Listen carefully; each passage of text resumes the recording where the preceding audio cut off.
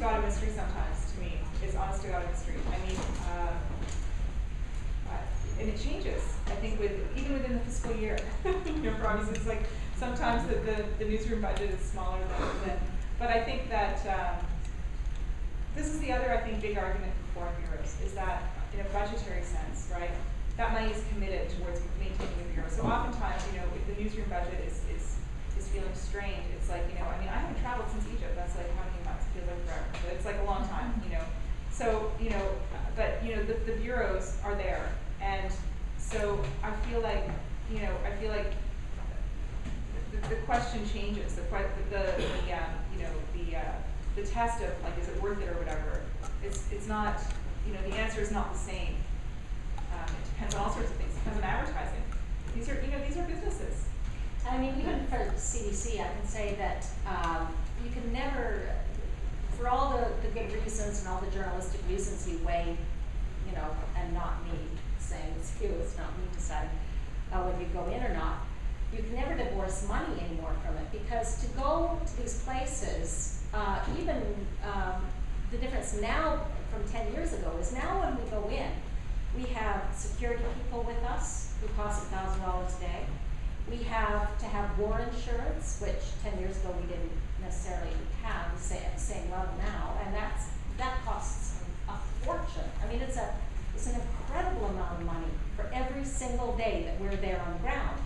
And so you have people back home who are weighing what you're being able to put out and against the building, the mounting debt load, right? It's a huge, huge financial cost to have us there right now. And so you've got people who came through this whole thing to be journalists and who are also having to look at the bottom line at the same time and make decisions about whether you go in or not. And I see Kelly Crichton back there, who I used to work for a number of years back, and we can lobby all we want with somebody like Kelly about the importance of going on a story, but the decision of whether you go or not is obviously not always about story. You make a really good point, because everybody here will tell you the story is not them, but the fact is Michelle Lang was killed in the last year. Melissa Fung was kidnapped. So Radcan cameraman and reporter were injured.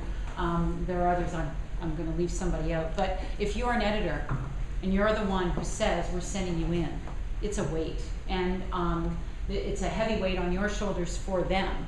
And you have somebody to answer to as well. And that's why a big corporation like these news organizations have a responsibility to also ensure, because of course regular life insurance kicks out as soon as you walk across that border. And so your corporations have a responsibility for you and to get you back safe. It's just, but it adds up. And you're right, Lynn. When I was going into Bosnia, they found a way to make life insurance very cheap.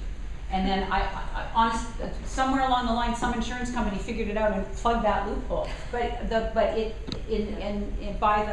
the late 90s, it had skyrocketed. And there are lots of people who risk life without insurance, but if you're a company and you're responsible for your employees, you're not going to do that.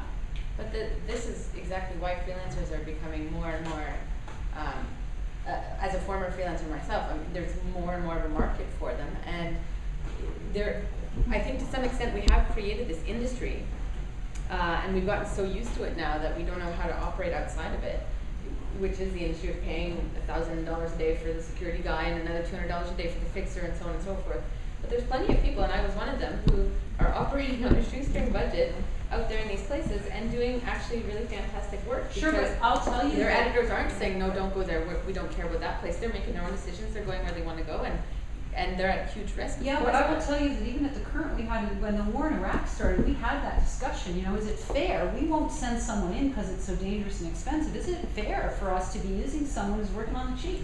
Aren't we complicit in their risk? So even when we use them, and you're right, they're there, it's a really uneasy relationship, because you know that all bets are off if something happens to them. What, they're 35 years old, they get their leg blown off? And who's looking after them? One of the saddest things, the day before we were leaving, Libya, a young Libyan guy came up to me and he was crying and he was upset and he said, I want you to help me. An American friend of mine came to, and he's disappeared. And through another person there, an NGO that was helping him, we discovered that this young 31-year-old freelancer wanted to make a name for himself, showed up, called his friend from Libya, said, I'm going to stay with you and I'm going off to get the story on the rebels. And he went off, no protection gear, no nothing, hadn't been to Libya before, drove off with 2 rebels to follow the war and has never been seen since. And through the NGO, we learned that they had found the body of one of the Libyans. They hadn't told this guy yet because they didn't think it was too upsetting. But they had no news of the American whatsoever. They knew that the other Libyan was being held by Gaddafi forces, and they had no word. And this is a 31-year-old guy who went in as a freelancer that,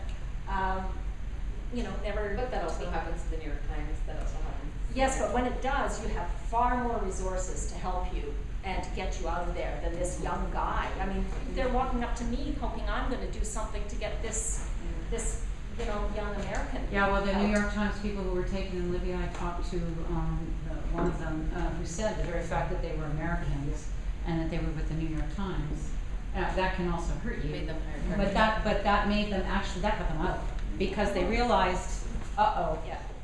we're The wrong one.